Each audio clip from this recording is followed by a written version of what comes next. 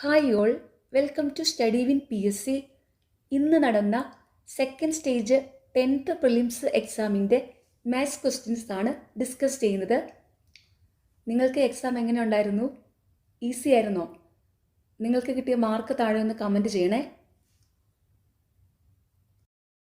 First question, ഒരു code ഭാഷയിൽ ടൈമിനെ GRNV എന്നെഴുതാമെങ്കിൽ അതേ കോഡ് ഉപയോഗിച്ച് ബുക്കിനെ എങ്ങനെ എഴുതാം? സൊല്യൂഷൻ.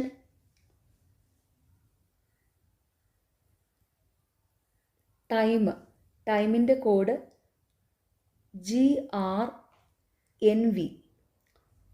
ഇതുപോലെ ബുക്കിൻ്റെ കോഡ് എന്ത് വരുമെന്ന് കണ്ടുപിടിക്കണം. ഇതിപ്പോൾ പെട്ടെന്ന് തന്നെ മനസ്സിലാക്കാൻ പറ്റും. ഇംഗ്ലീഷ് ആൽഫബറ്റിൻ്റെ ഓർഡറിലും റിവേഴ്സ് ഓർഡറിലും ഉള്ള കോഡ് അറിയാവുന്നവർക്കാണെങ്കിൽ ഇത് പെട്ടെന്ന് തന്നെ മനസ്സിലാക്കാൻ പറ്റും. ഇവിടെ അങ്ങനെയാണ് വന്നിട്ടുള്ളത്.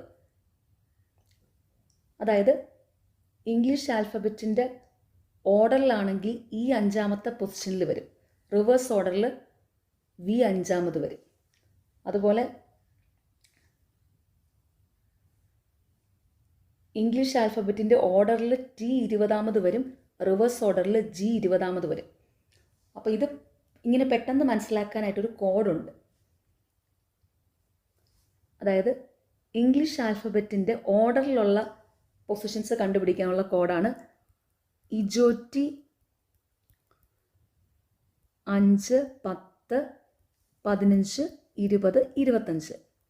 അപ്പോൾ ഇവിടെ E 5ാമത്, J 10ാമത്, O 15ാമത്, T 20ാമത്, Y 25ാമത്. ഇനി ഇംഗ്ലീഷ് ആൽഫബറ്റിൻ്റെ റിവേഴ്സ് ഓർഡറിലുള്ള കോഡാണ്. അതായത് ഇംഗ്ലീഷ് ആൽഫബറ്റ് ആദ്യം ABCD 1, 2 അങ്ങനെ ഒരു പൊസിഷനിൽ പോകുന്നതും റിവേഴ്സ് ഓർഡർ എന്ന് പറയുമ്പോൾ ഈ Z തൊട്ട് ഇങ്ങനെ 1, 2, 3 എന്ന് പറഞ്ഞു വരും. ഓക്കെ, അപ്പം അതിൻ്റെ കോഡാണ് BGLQV 25, 20, 15, 10, 5. അപ്പോൾ ഇവിടെ B 25, G 20, L 15, Q 10, V 5. അപ്പോൾ ഈ 2 കോഡുകൾ അറിയാമെങ്കിൽ ഇത് കാണുമ്പോൾ പെട്ടെന്ന് തന്നെ മനസ്സിലാക്കാൻ പറ്റും. ഇത് കണ്ടോ, ഓർഡറിൽ ഇയുടെ പൊസിഷൻ 5, റിവേഴ്സ് ഓർഡറിൽ 5ാമത്തെ പൊസിഷനിലുള്ളത് V ആണ്. അടുത്തത് ഇംഗ്ലീഷ് ആൽഫബറ്റിൻ്റെ ഓർഡറിൽ 20ാം പൊസിഷനിൽ T ആണ്, റിവേഴ്സ് ഓർഡറിൽ 20ാമത്തെ പൊസിഷനിൽ G ആണ്. അപ്പോൾ ഇതറിയാവുന്നവർക്ക് ഇത് കാണുമ്പോഴേ പെട്ടെന്ന് തന്നെ മനസ്സിലാക്കാൻ പറ്റും. ഈ ഇയും ടിയും ഒക്കെ കാണുമ്പോഴേ പെട്ടെന്ന് തന്നെ കിട്ടും. ഓക്കെ, അപ്പോൾ ഇനി ഇത് മനസ്സിലായി. ഇംഗ്ലീഷ് ആൽഫബറ്റിൻ്റെ ഓർഡറിലും റിവേഴ്സ് ഓർഡറിലും സെയിം ആയിട്ട് വരുന്ന പൊസിഷൻസ് ആണ് ഇവിടെ വന്നിട്ടുള്ളത്. അപ്പോൾ ഇവിടെ ഇനി ഇത് നോക്കേണ്ട ആവശ്യമില്ല, എന്നാലും നിങ്ങൾക്ക് മനസ്സിലാകാൻ വേണ്ടി ഞാനൊന്ന് എക്സ്പ്ലെയിൻ ചെയ്യുക. I വരുന്നത് 9ാമത്തെ പൊസിഷനിലാണ് ഓർഡറിൽ. അതുപോലെ റിവേഴ്സ് ഓർഡറിലാണെങ്കിൽ 6 ആയിരിക്കും 9ാം പൊസിഷനിലുള്ളത്. പിന്നെ M ആണെങ്കിൽ ഓർഡറിൽ 13ാമത്തെ പൊസിഷനിലാണ്. അതുപോലെ റിവേഴ്സ് ഓർഡറിലാണെങ്കിൽ N ആണ് 13ാമത്തെ പൊസിഷനിൽ വരുന്നത്. ഓക്കെ, ഇനി ബുക്ക് ഇതുപോലെ ചെയ്യാം. ബുക്കിൻ്റെ കോഡ്, ഓയുടെ കോഡ് പെട്ടെന്ന് തന്നെ മനസ്സിലാക്കാൻ പറ്റും. 15ാമത്തെ പൊസിഷനിലാണ്. 15ാമത്തെ പൊസിഷനിലാണ് ഓർഡറിൽ O ഉള്ളത്. അപ്പം റിവേഴ്സ് ഓർഡറിലെ 15ാമത്തെ പൊസിഷൻ L ആണ് വരുന്നത്. അപ്പോൾ ഇവിടെ ഓയുടെ സ്ഥാനത്ത് L വരും. അപ്പോൾ ഇവിടെ LL. അടുത്ത ഇനി B 2ാമത്തെ പൊസിഷനിലാണ്. 2ാമത്തെ പൊസിഷനിൽ വരുന്നത് എന്താണ്? Y ആണ്, റിവേഴ്സ് ഓർഡറിൽ. അടുത്തത് JK. J 10 ആകുമ്പോൾ K 11. 11ാം പൊസിഷനിൽ റിവേഴ്സ് ഓർഡറിലുള്ളത്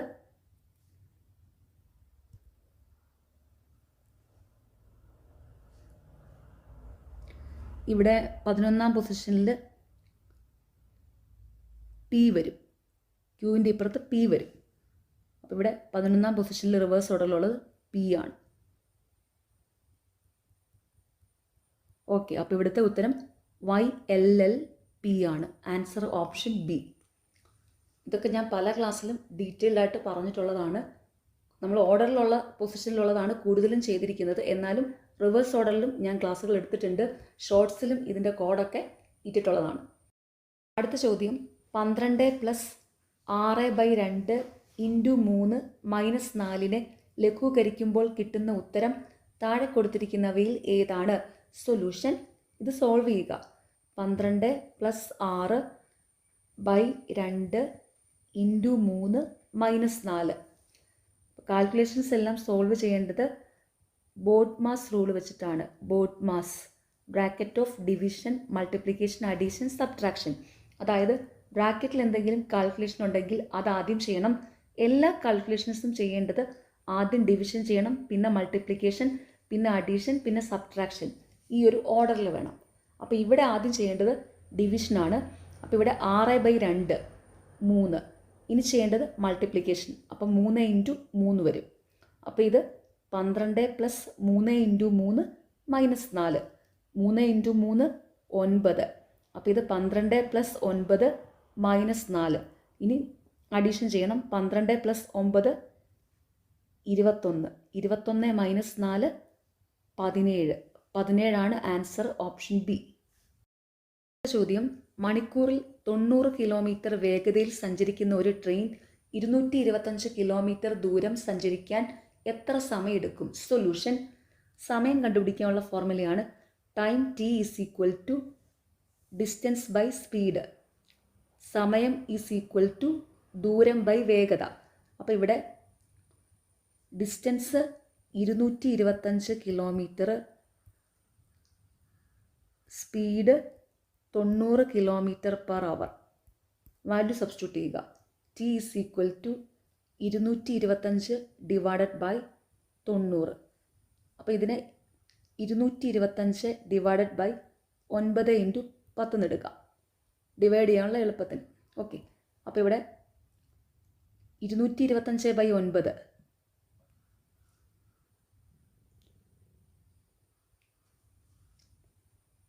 2 18 4 45 9 5 45. ഓക്കെ, അപ്പോൾ 225/9 25.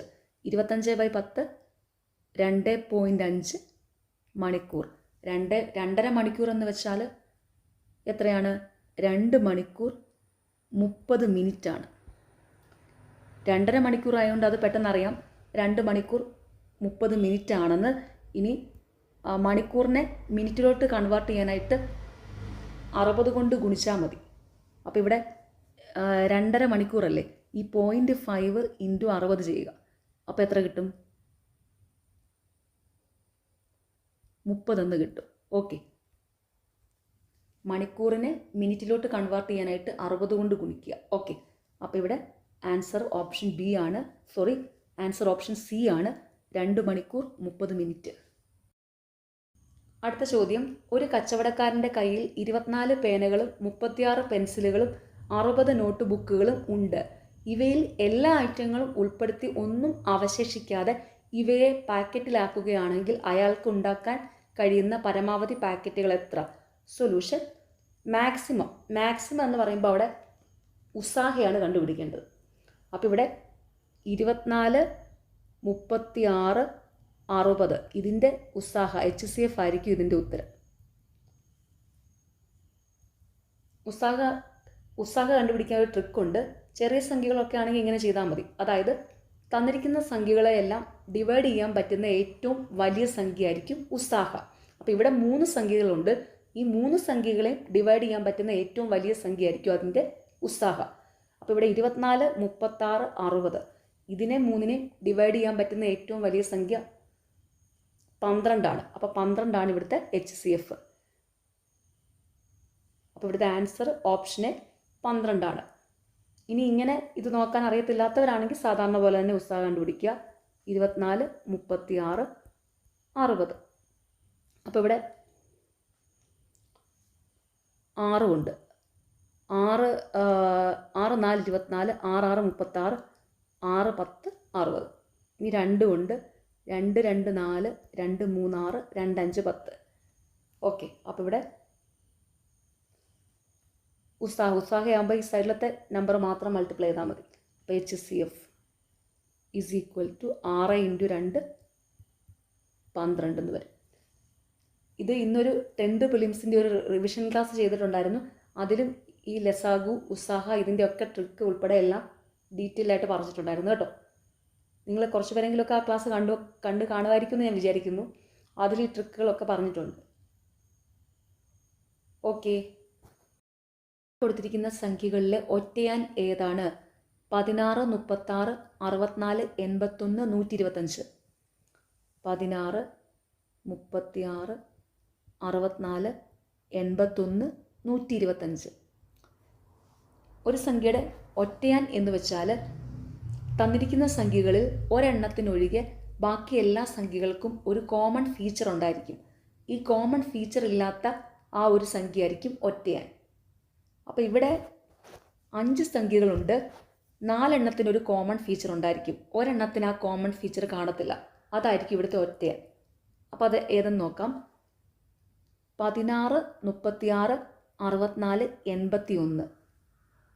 ഈ 4 സംഖ്യകളും പെർഫെക്റ്റ് സ്ക്വയറുകളാണ്. അതായത് 16 4ൻ്റെ സ്ക്വയറാണ്, 6ൻ്റെ സ്ക്വയറാണ് 36, 8ൻ്റെ സ്ക്വയറാണ് 64, 9ൻ്റെ സ്ക്വയറാണ് 81. അപ്പോൾ ഈ 4 സംഖ്യകളും പെർഫെക്റ്റ് സ്ക്വയറുകളാണ്. 125 125 ഒരു പെർഫെക്റ്റ് ക്യൂബാണ്, 5ൻ്റെ ക്യൂബാണ്. അപ്പോൾ ഇവിടുത്തെ കോമൺ ഫീച്ചർ എന്ന് പറയുന്നത് പെർഫെക്റ്റ് സ്ക്വയേഴ്സാണ്. അപ്പോൾ അതല്ലാത്ത 125 ഇവിടുത്തെ ഒറ്റയാൻ. അപ്പോൾ ഇവിടുത്തെ ആൻസർ ഓപ്ഷൻ ഡി 125. അടുത്ത ചോദ്യം, 5ൽ 3 ഡിവൈഡഡ് ബൈ 10ൽ 9 ഈസ് ഈക്വൽ ടു എത്ര? സൊല്യൂഷൻ. ഇത് സോൾവ് ചെയ്യുക. 5ൽ 3 ഡിവൈഡഡ് ബൈ 10ൽ 9.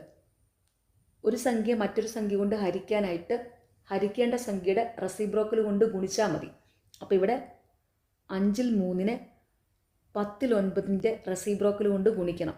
10ൽ 9ൻ്റെ റെസിപ്രോക്കൽ 9ൽ 10. അപ്പോൾ 9ൽ 10 കൊണ്ട് 5ൽ 3 ഗുണിച്ചാൽ മതി. അപ്പോൾ ഇത് 5 2 10, 3 3 9. 3ൽ 2 എന്ന് കിട്ടും. 3ൽ 2 ആൻസർ ഓപ്ഷൻ ബി. അടുത്ത ചോദ്യം, ഒരു കച്ചവടക്കാരൻ ഒരു ഡസന് 50 രൂപ നിരക്കിൽ ആപ്പിൾ വാങ്ങുന്നു. അയാളത് ഒരെണ്ണത്തിന് 5 രൂപ നിരക്കിൽ വിൽക്കുകയും ചെയ്യുന്നു. എങ്കിൽ താഴെ പറയുന്നവയിൽ ശരിയായ പ്രസ്താവന ഏതാണ്? സൊല്യൂഷൻ. ഒരു കച്ചവടക്കാരൻ ഒരു ഡസന് 50 രൂപ നിരക്കിൽ ആപ്പിൾ വാങ്ങുന്നു. ഒരു ഡസൻ എന്ന് വെച്ചാൽ 12 എണ്ണമാണ്. അപ്പോൾ ഇവിടെ ഒരു ഡസന് 50 രൂപ നിരക്കിൽ ആപ്പിൾ വാങ്ങുന്നു. അപ്പോൾ 12 ആപ്പിളിന് 50 രൂപയാണ് വാങ്ങിയ വില, കോസ്റ്റ് പ്രൈസ്. അയാൾ അത് ഒരെണ്ണത്തിന് 5 രൂപ നിരക്കിൽ വിൽക്കുകയും ചെയ്യുന്നു. അപ്പോൾ ഒരാപ്പിളിന് 5 രൂപയാണെങ്കിൽ 12 ആപ്പിളിനോ 12 × 5 60 രൂപയായിരിക്കും. അപ്പോൾ അത് ഒരെണ്ണത്തിന് 5 രൂപ നിരക്കിൽ വിൽക്കുന്നു. അതായത് 12 എണ്ണത്തിന് 12 എണ്ണം 60 രൂപയ്ക്ക് വിൽക്കുന്നു. സെല്ലിംഗ് പ്രൈസ് 60 രൂപ. അപ്പോൾ ഇവിടെ കോസ്റ്റ് പ്രൈസ് 50ഉം സെല്ലിംഗ് പ്രൈസ് 60ഉം ആണെങ്കിൽ സെല്ലിംഗ് പ്രൈസ് കൂടുതലാണെങ്കിൽ എന്താ ലാഭമാണല്ലേ. അപ്പോൾ ഇവിടെ 50 രൂപയ്ക്ക് വാങ്ങിയ സാധനം 60 രൂപയ്ക്ക് വിൽക്കുമ്പോൾ ലാഭമാണ് കിട്ടുന്നത്. എത്ര രൂപയാണ്? 10 രൂപ ലാഭം കിട്ടി. അപ്പോൾ ഈ 12 ആപ്പിളിന് 10 രൂപ ലാഭം കിട്ടി. അപ്പോൾ ഒരാപ്പിളിൻ്റെ വില എന്തായിരിക്കും? 10/12 രൂപ. 10/12 ആയിരിക്കും. 10/12. 2 കൊണ്ട് വെട്ടാൻ 2 5 10, 2 6 12. ഇവിടെ 5/6 രൂപ ലാഭം കിട്ടി. 5/6. 5ൽ 6 അടങ്ങ് വില. അപ്പോൾ ഒരു പോയിൻ്റ് ഇട്ടു, 0 കൊടുത്തു. 6 8 48, ശിഷ്ടം 2 വരും. 2ൽ അടങ്ങ് വില. അപ്പോൾ ഒരു 0 കൊടുത്തു. 6 3 18. ഇനി 2 ഇങ്ങനെ റിമൈൻഡറായിട്ട് വന്നുകൊണ്ടിരിക്കും. അപ്പോൾ ഇവിടുത്തെ ഉത്തരം 0.83 രൂപയാണ് ലാഭം. Answer option A. ഓരോ ആപ്പിളിനും അയാൾക്ക് 0.83 രൂപ ലാഭം കിട്ടുന്നു. അടുത്ത ചോദ്യം, 5 സുഹൃത്തുക്കളുടെ ശരാശരി ഭാരം 55 കിലോഗ്രാമാണ്. ആ കൂട്ടത്തിൽ നിന്നും 70 കിലോഗ്രാം ഭാരമുള്ള ഒരാൾ പിന്മാറിയാൽ ബാക്കിയുള്ളവരുടെ ശരാശരി ഭാരം എത്രയാണ്? സൊല്യൂഷൻ. 5 പേരുടെ ശരാശരി ഭാരം 55 കിലോഗ്രാം. ആ കൂട്ടത്തിൽ നിന്നും 70 കിലോഗ്രാം ഭാരമുള്ള ഒരാൾ പിന്മാറിയാൽ ബാക്കിയുള്ളവരുടെ ശരാശരി ഭാരം എത്ര എന്നാണ് കണ്ടുപിടിക്കേണ്ടത്. അപ്പോൾ 5 പേരിൽ നിന്ന് ഒരാൾ പോയി കഴിഞ്ഞാൽ പിന്നെ ബാക്കി 4 പേരുടെ ശരാശരി ഭാരം എത്ര എന്നാണ് ഇവിടെ കണ്ടുപിടിക്കേണ്ടത്. അപ്പോൾ ഇവിടെ 5 പേരുടെ total weight 5 × 55. Average is equal to total divided by നമ്പറാണ്. അപ്പോൾ ടോട്ടൽ ആണെങ്കിലോ ആവറേജ് ഇൻറ്റു നമ്പർ വരും. അപ്പോൾ ഇവിടെ ടോട്ടൽ എന്ന് പറയുമ്പോൾ ആവറേജ് ഇൻറ്റു നമ്പർ. 55 × 5. ഒരു സംഖ്യേനെ 5 കൊണ്ട് മൾട്ടിപ്ലൈ ആയിട്ടൊരു ട്രിക്കുണ്ട്. സംഖ്യയുടെ പകുതി എടുക്കുക, 10 കൊണ്ട് ഗുണിക്കുക. അപ്പോൾ ഇവിടെ 55ൻ്റെ പകുതി 27.5. 27 × 10 275. അപ്പോൾ ഇവിടെ 5 × 55 275. 5 പേരുടെ ടോട്ടൽ വെയിറ്റ് 275 കിലോഗ്രാമാണ്. ഇതിൽ നിന്ന് 70 കിലോഗ്രാം ഭാരമുള്ള ഒരാൾ പിന്മാറി. അപ്പോൾ ഇവിടെ 275 - 70 ഈസ് ഈക്വൽ ടു 205 കിലോഗ്രാമായി. ഒരാൾ പിന്മാറിയപ്പോൾ ടോട്ടൽ വെയിറ്റ്, അതായത് 5 പേരിൽ നിന്ന് ഒരാൾ പോയി, 4 പേരുടെ ടോട്ടൽ വെയിറ്റ് 205 കിലോഗ്രാമാണ്. അങ്ങനെയാണെങ്കിൽ 4 പേരുടെ average weight, average total divide by നമ്പറാണ്. അപ്പോൾ ഇവിടെ ടോട്ടൽ 205, നമ്പർ 4, 205/4. 205 divided by 4. 4 × 5 = 20. 5-നകത്ത് 4 1 4. 1 ഇഷ്ടം വന്നു, 1 അടങ്ങുകയില്ല, അതുകൊണ്ടൊരു പോയിൻ്റ് ഇട്ടു, 0 കൊടുത്തു. 10 4 2 8. 10 8 പോയ 2. 2 4 അടങ്ങുകയില്ല, അപ്പോൾ ഒരു 0 കൊടുത്തു. 20 4 5 20. അപ്പോൾ ഇത് 51.25 കിലോഗ്രാമാണ്. Answer option C. അടുത്ത ചോദ്യം, ഒരു പെട്ടിയുടെ 3 ഭാഗം ആപ്പിളുകളും ബാക്കി ഓറഞ്ചുകളുമാണ്. ആകെ 40 ഓറഞ്ചുകളാണ് ആ പെട്ടിയിലുള്ളതെങ്കിൽ ആപ്പിളുകളുടെ എണ്ണം എത്ര? സൊല്യൂഷൻ: ഒരു പെട്ടിയുടെ 3 ഭാഗം ആപ്പിളുകളാണ്, ബാക്കി ഓറഞ്ചുകളും. 3 ഭാഗം ആപ്പിളാണെങ്കിൽ ബാക്കി എത്രയാ? 2 ഭാഗമായിരിക്കും ഓറഞ്ച് വരുന്നത്. ആകെ 40 ഓറഞ്ചുകളാണ് പെട്ടിയിലുള്ളത്. അപ്പോൾ ഈ ഓറഞ്ചുകളുടെ എണ്ണം 40. ആപ്പിളുകളുടെ എണ്ണം എത്രയെന്ന് കണ്ടുപിടിക്കണം. അപ്പോൾ ഇവിടെ 5 × 3 എന്നുള്ളത് എത്ര ആപ്പിളുകളുടെ എണ്ണം തന്നിട്ടില്ല. 2 ഭാഗം എന്ന് പറയുന്നത് 40. അപ്പോൾ ഇത് ക്രോസ് മൾട്ടിപ്ലൈ ചെയ്ത് എയുടെ വാല്യൂ കണ്ടുപിടിച്ചാൽ മതി. അപ്പോൾ ഇവിടെ 40 × 5 is equal to 5 2 × 7. 120 divided by 5 is equal to 5 2 7. LHSലെയും RHSലെയും ന്യൂമറേറ്റേഴ്സ് തമ്മിൽ വെട്ടാം, ഡിനോമിനേറ്റേഴ്സ് തമ്മിൽ വെട്ടാം. അപ്പോൾ ഇവിടെ ഈ 5 5 അങ്ങോട്ട് വെട്ടിപ്പോയി. ഇവിടെ 120 2 കൂടെ വെട്ടാം. 2 60 120. അപ്പോൾ ആപ്പിളുകളുടെ എണ്ണം 60. Answer option option C. അടുത്ത ചോദ്യം, ഒരു കടയുടെ മുന്നിൽ 15 പേർ ക്യൂ നിൽക്കുന്നു. രഘു മുന്നിൽ നിന്ന് 9ാമതാണ്. ക്യൂവിൻ്റെ പിന്നിൽ നിന്ന് നോക്കിയാൽ രഘുവിൻ്റെ സ്ഥാനം എത്രയാണ്? സൊല്യൂഷൻ: ഇവിടെ ഒരു ടോട്ടൽ തന്നിട്ടുണ്ട്, അതുപോലെ മുന്നിൽ നിന്നുള്ള പൊസിഷൻ തന്നിട്ടുണ്ട്, പിന്നിൽ നിന്നുള്ള പൊസിഷനാണ് ഇവിടെ കണ്ടുപിടിക്കേണ്ടത്. അപ്പോൾ ഇവിടെ 2 ഓപ്പോസിറ്റ് ഡയറക്ഷനിലുള്ള പൊസിഷൻസും ഒരു ടോട്ടലുമാണുള്ളത്. 2 ഓപ്പോസിറ്റ് ഡയറക്ഷനിലുള്ള പൊസിഷൻസ് തന്നിട്ട് ടോട്ടൽ കണ്ടുപിടിക്കാനുള്ള ഫോർമുലയാണ് 2 ഓപ്പോസിറ്റ് ഡയറക്ഷനിലുള്ള പൊസിഷൻസ് എമ്മും എന്നും ആയാൽ total T is equal to M + N - 1 ആണ്. അപ്പോൾ ഇവിടെ ടോട്ടൽ തന്നിട്ടുണ്ട് 15. 2 ഓപ്പോസിറ്റ് ഡയറക്ഷനിൽ മുന്നിൽ നിന്നുള്ള പൊസിഷൻ തന്നിട്ടുണ്ട്. എം ആയിട്ട് എടുക്കാം. മുന്നിൽ നിന്നുള്ള പൊസിഷന് 9, പിന്നിൽ നിന്നുള്ള പൊസിഷൻ N കണ്ടുപിടിക്കണം. വാല്യൂ സബ്സ്റ്റിറ്റ്യൂട്ട് ചെയ്യുക. Total 15 is equal to 9 + N - 1. 9 1 പോയാൽ 8. 8 plus n is equal to 15. Therefore n is equal to 15 minus 8 is equal to 7. പിന്നിൽ നിന്ന് നോക്കിയാൽ രഘുവിൻ്റെ സ്ഥാനം 7 ആൻസർ ഓപ്ഷൻ ബി. അടുത്ത ചോദ്യം, താഴെ കൊടുത്തിരിക്കുന്ന സമവാക്യം ശരിയാകുവാൻ ക്വസ്റ്റ്യൻ മാർക്ക് ഏത് രീതിയിൽ ക്രമീകരിക്കേണ്ടി വരും? 30 question mark 5 question mark 3 is equal to 18. Solution 30 question mark 5 question mark 3 is equal to 18. ഇവിടെ ഏത് സൈനാണ് ഈ ക്വസ്റ്റ്യൻ മാർക്കിൻ്റെ ഇവിടെ ഏത് സൈനാണ് വരുന്നതെന്നാണ് കണ്ടുപിടിക്കേണ്ടത്. അപ്പോൾ ഇതൊരു സിമ്പിൾ ക്വസ്റ്റ്യൻ ആണ്, ഇത് നമുക്ക് പെട്ടെന്ന് തന്നെ കണ്ടുപിടിക്കാൻ പറ്റും. ഇങ്ങനെയുള്ള പ്രോബ്ലംസ് വന്നു കഴിഞ്ഞാൽ ചെയ്യേണ്ടത് എങ്ങനെയെന്ന് വെച്ചാൽ ഈ കംപ്ലീറ്റ്ലി ഡിവിസിബിൾ ആയിട്ടുള്ള പോർഷൻ നോക്കുക, അവിടെ വെച്ച് തുടങ്ങുന്നതായിരിക്കും എളുപ്പം. ഇപ്പം നോക്കിക്കേ, ഇവിടെ 30ഉം 5ഉം ഉണ്ട്. ഈ 30ൻ്റെ 5ൻ്റെ ഇടയ്ക്ക് ഒരു ഡിവിഷൻ വന്നു കഴിഞ്ഞാൽ ഇവിടെ ഇത് കംപ്ലീറ്റ് ആയിട്ട് ഡിവിസിബിൾ ആവും. 30/5 6 കിട്ടും.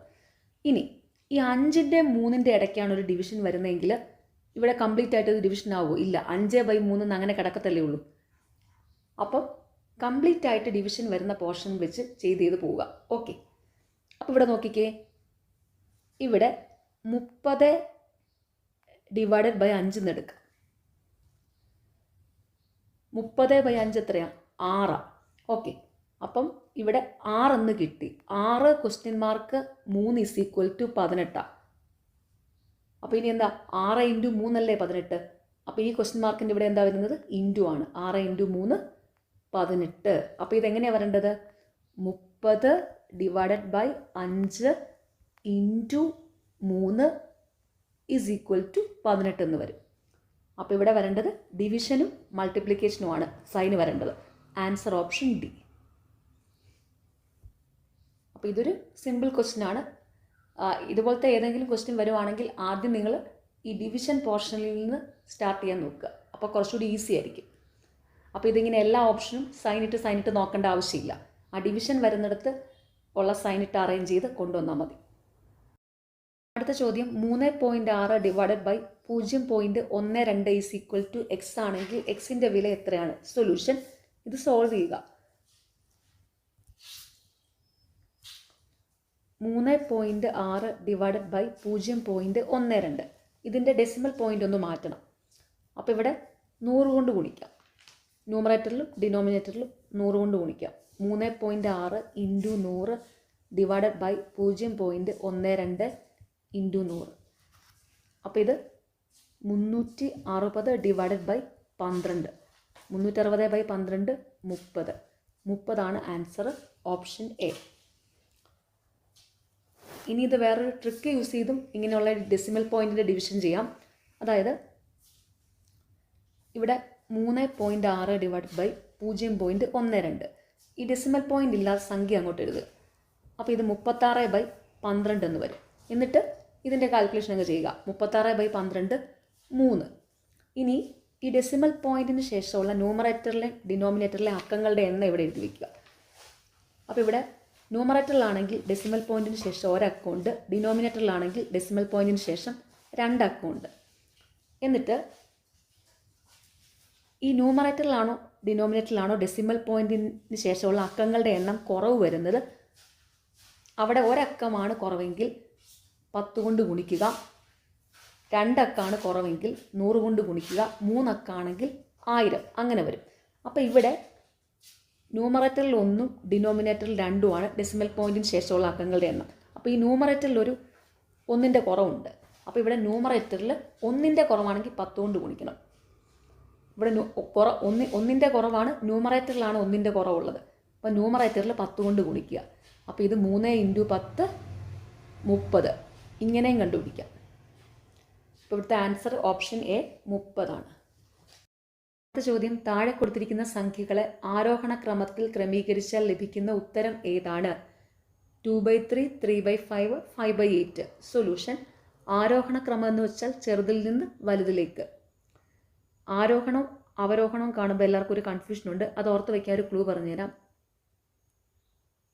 ആരോഹണം, അവരോഹണം. ആരോഹണത്തിൽ 4 അക്ഷരങ്ങളുണ്ട്, അവരോഹണത്തിൽ 5 അക്ഷരങ്ങളുണ്ട്. അപ്പോൾ അക്ഷരങ്ങളുടെ എണ്ണം കുറവുള്ളതാണെങ്കിൽ അത് ചെറുതിൽ നിന്ന് വലുതിലേക്കായിരിക്കും, അക്ഷരങ്ങളുടെ എണ്ണം കൂടുതലുള്ളത് വലുതിൽ നിന്ന് ചെറുതിലോട്ട്.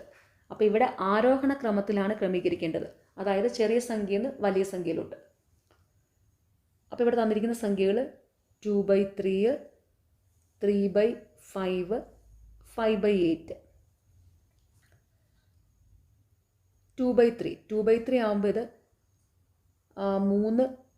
3 അതെ 3 6 18 20-നകത്താകുമ്പം 3 6 18 അല്ലേ. അപ്പം 0.66 വരും, 0.66. അതുപോലെ 3/5 ആകുമ്പോഴും പോയിന്റ് സംതിങ് ആണല്ലോ വരുന്നത്. ന്യൂമറേറ്ററിൽ ചെറിയ സംഖ്യയാണെങ്കിൽ പോയിന്റ് സംതിങ്ങേ വരത്തുള്ളൂ.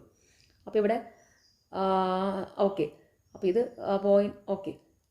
3 ആകുമ്പോൾ 30, 5 6 30. അപ്പോൾ ഇത് 0.6 വരുള്ളൂ.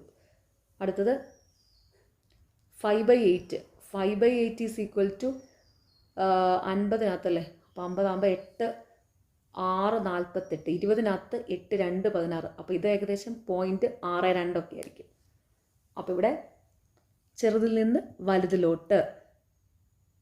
അപ്പോൾ എങ്ങനെയാണ് വരേണ്ടത്? 0.6 ലെസ് ദാൻ 0.62 ലെസ് ദാൻ 0.66. അങ്ങനെ വരുന്നത് 3/5 ലെസ് ദാൻ 5/8 ലെസ് ദാൻ 2/3. അപ്പോൾ ഇവിടെ ആൻസർ ഓപ്ഷൻ ബി ആണ്. അടുത്ത ചോദ്യം, അനു തെക്കോട്ട് 6 മീറ്റർ നടന്നു, പിന്നീട് ഇടത്തോട്ട് തിരിഞ്ഞ് 8 മീറ്റർ നടന്നു, വീണ്ടും ഇടത്തോട്ട് തിരിഞ്ഞ് 6 മീറ്റർ നടന്നു, പിന്നീട് വലത്തോട്ട് തിരിഞ്ഞ് 10 മീറ്റർ നടന്നു. ഇപ്പോൾ അവൾ ആരംഭ സ്ഥലത്തോട് താരതമ്യം ചെയ്യുമ്പോൾ ഏത് ദിശയിലാണ്? സൊല്യൂഷൻ, ഇവിടെ ഏത് ദിശയിലാണെന്നാണ് കണ്ടുപിടിക്കുന്നത്. അപ്പോൾ ഇതൊരു ഡയറക്ഷൻ പ്രോബ്ലം ആണ്. അപ്പോൾ ആദ്യം ഡയറക്ഷൻ എന്താണെന്ന് മനസ്സിലാക്കണം. ഇവിടെ മുകളിൽ നോർത്ത്, താഴെ സൗത്ത്, ലെഫ്റ്റ് സൈഡിൽ വെസ്റ്റ്, റൈറ്റ് സൈഡിൽ ഈസ്റ്റ്. മുകളിൽ നോർത്ത്, താഴെ സൗത്ത്, ഇതെല്ലാവർക്കും നന്നായിട്ട് അറിയാവുന്ന കാര്യമാണ്. വെസ്റ്റും ഈസ്റ്റും കാണുമ്പോൾ ഒരു കൺഫ്യൂഷൻ ഉണ്ട്. അപ്പോൾ അത് ഓർത്ത് വയ്ക്കാൻ ഒരു ക്ലൂ പറഞ്ഞുതരാം. വെസ്റ്റും ലെഫ്റ്റും പറയുമ്പോൾ ഒരു സിമിലാരിറ്റി ഉണ്ട്, അത് വെച്ച് അങ്ങ് ഓർത്താൽ മതി. West left, west left. അപ്പോൾ ലെഫ്റ്റ് സൈഡിൽ വരുന്നത് വെസ്റ്റും റൈറ്റ് സൈഡിൽ വരുന്നത് ഈസ്റ്റും ആയിരിക്കും. ഇനി ഈ നോർത്തിനും ഈസ്റ്റിനും ഇടയിൽ വരുന്നത് നോർത്ത് ഈസ്റ്റ്, സൗത്തിനും ഈസ്റ്റിനും ഇടയിൽ വരുന്നത് സൗത്ത് ഈസ്റ്റ്. ഇടയിൽ വരുന്നതെന്ന് പറയുമ്പം അതിൻ്റെ ആ 2 ഡയറക്ഷൻ അങ്ങ് ചേർത്ത് എഴുതിയാൽ മതി. ഓക്കെ, അപ്പോൾ സൗത്തിനും വെസ്റ്റിനും ഇടയിൽ വരുന്ന ഡയറക്ഷൻ സൗത്ത് വെസ്റ്റ് ആയിരിക്കും. 2 ഡയറക്ഷൻ ചേർത്തങ്ങ് എഴുതി.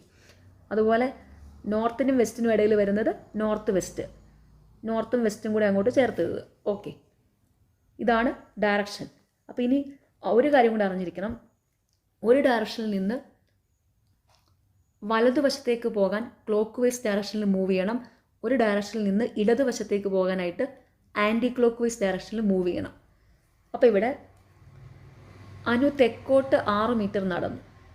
ഈ ഒരു പോയിന്റിൽ അനു നിൽക്കുവാണെങ്കിൽ ഇവിടുന്ന് തെക്കോട്ട് സൗത്തിലേക്ക് 6 മീറ്റർ നടന്നു, പിന്നീട് ഇടത്തോട്ട് തിരിഞ്ഞ് 8 മീറ്റർ നടന്നു. ഇടത്തോട്ട് പോകാനായിട്ട് ആൻറ്റി ക്ലോക്ക് വൈസ് ഡയറക്ഷനിൽ മൂവ് ചെയ്യണം. അപ്പോൾ ഇവിടുന്ന് 8 മീറ്റർ ആൻറ്റി ക്ലോക്ക് വൈസ് ഡയറക്ഷനിൽ. പിന്നീട് വീണ്ടും ഇടത്തോട്ട് തിരിഞ്ഞ് 6 മീറ്റർ നടന്നു. അപ്പോൾ ഇവിടുന്ന് ഇടത്തോട്ട് തിരിഞ്ഞ് 6 മീറ്റർ. അപ്പോൾ ആൻറ്റി ക്ലോക്ക് വൈസ് ഡയറക്ഷനിൽ 6 മീറ്റർ ഇവിടുന്ന്. പിന്നീട് വലത്തോട്ട് തിരിഞ്ഞ് 10 മീറ്റർ നടന്നു. അപ്പോൾ ഇനി ഇവിടുന്ന് വലത്തോട്ട് തിരിയാനായിട്ട് ക്ലോക്ക് വൈസ് ഡയറക്ഷനിൽ 10 മീറ്റർ.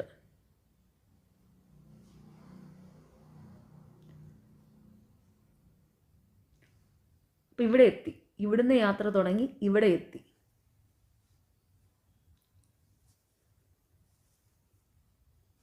ഇപ്പോൾ അവൾ ആരംഭ സ്ഥലത്തോട് താരതമ്യം ചെയ്യുമ്പോൾ ഏത് ദിശയിലാണ്?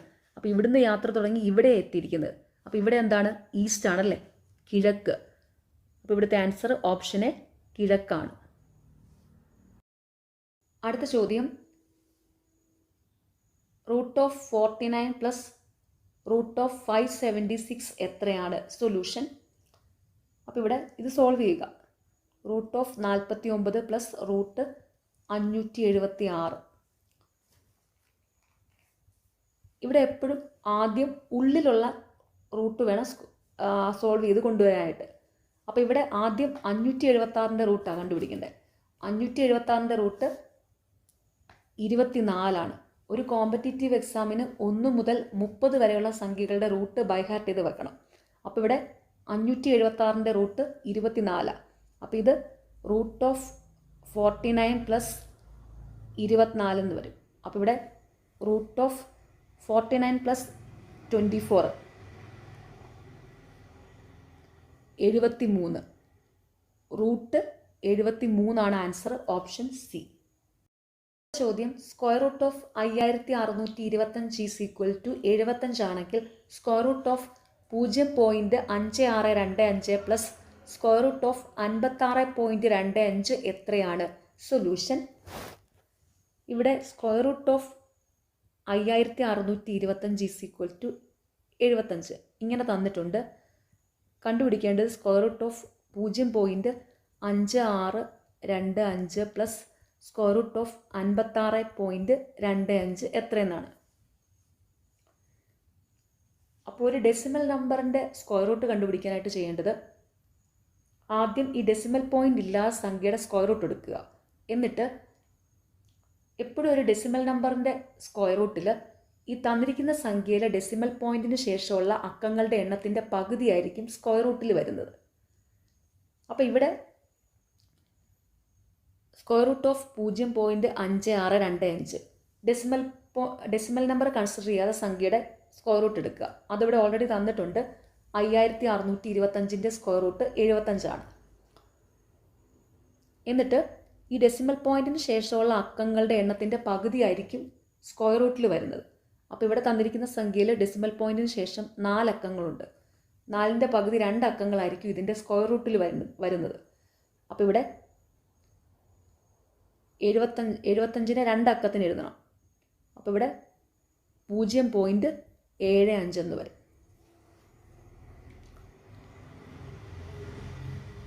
അപ്പോൾ √0.5625 0.75 ആണ്. പ്ലസ് ഇനി √56.25. അപ്പോൾ ഇവിടെ 5625ൻ്റെ സ്ക്വയർ റൂട്ട് 75. ഡെസിമൽ പോയിന്റിന് ശേഷം ഇവിടെ 2 അക്കങ്ങളാണുള്ളത്. അപ്പോൾ അതിൻ്റെ സ്ക്വയർ റൂട്ടിൽ ഡെസിമൽ പോയിന്റിന് ശേഷം ഒരക്കേ വരത്തുള്ളൂ. അപ്പോൾ ഇത് 7.5 എന്ന് വരും. അപ്പോൾ ഇവിടെ 7.5 പ്ലസ് 0.75. അപ്പോൾ ഇവിടെ 7.5 0.75 എന്ന് പറയുമ്പോൾ മുക്കാലല്ലേ, 7.75 8.25 8.25 ആണ് ആൻസർ, ഓപ്ഷൻ എ. ഈ സ്ക്വയർ റൂട്ട് കണ്ടുപിടിക്കാനുള്ള ഈ ഒരു മെത്തേഡ് ഞാൻ ഇന്നലെയാണോ ഇന്നായിരുന്നു. ഇന്ന് 10th പ്രിലിംസ് മാത്സ് രാവിലെ ഒരു ക്ലാസ് ചെയ്തിട്ടുണ്ടായിരുന്നു. അതിൽ ഇത് ഡീറ്റെയിൽഡ് ആയിട്ട് തന്നെ പറഞ്ഞിട്ടുണ്ടായിരുന്നു.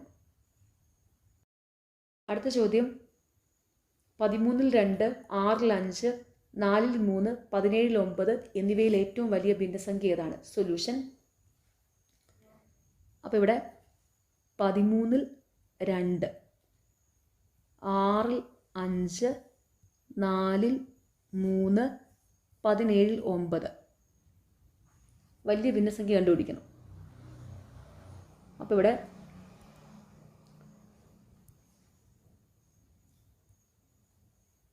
13-ൽ 2 ന്യൂമറേറ്ററിൽ ചെറിയ സംഖ്യ, അപ്പോൾ പോയിന്റ് സംതിങ് വരും. അപ്പം 13-ൽ 2 ആകുമ്പോൾ അത് 20 ഒരു പ്രാവശ്യമേ വരുള്ളൂ. അപ്പോൾ 0.1 സംതിങ് ആയിരിക്കും. അടുത്തത് 5/6. 5/6 എന്ന് പറയുമ്പം അത് 6, 8, 48. ഓക്കെ, അപ്പോൾ 0.8 സംതിങ് ആയിരിക്കും. അടുത്തത് 3/4. 3/4 ആകുമ്പോൾ 30 അല്ലേ, 4, 7, 28. 0.7 സംതിങ് ആയിരിക്കും. അടുത്തത് 9/17. അപ്പോൾ 17, 5, 85. 0.5 സംതിങ് ആയിരിക്കും. അപ്പോൾ ഇവിടെ വലിയ ഭിന്നസംഖ്യയാണ്. വലിയ ഭിന്നസംഖ്യ ആകുമ്പോൾ ഇവിടെ 0.8 അല്ലേ വലിയ സംഖ്യ വരുന്നത്. 0.8 വരുന്നത് എന്താ? 5/6 ആണ്. അപ്പം ആൻസർ ഓപ്ഷൻ സി 5/6 ആണ് വലിയ ഭിന്നസംഖ്യ. അടുത്ത ചോദ്യം, 5 വർഷം മുമ്പ് അച്ഛൻ്റെ മകൻ്റെ വയസ്സുകളുടെ അനുപാതം 5:1 ആയിരുന്നു. ഇപ്പോൾ അവരുടെ വയസ്സുകളുടെ ആകെത്തുക 58 ആണെങ്കിൽ മകൻ്റെ ഇപ്പോഴത്തെ വയസ്സ് എത്ര? സൊല്യൂഷൻ,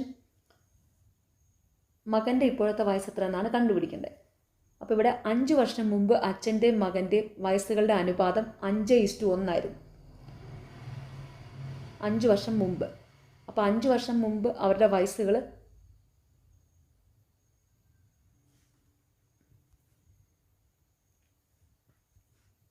അച്ഛന് ഫാദറിന് 5x എന്നും സണ്ണിന് മകന് x എന്നും എടുക്കാം. 1x.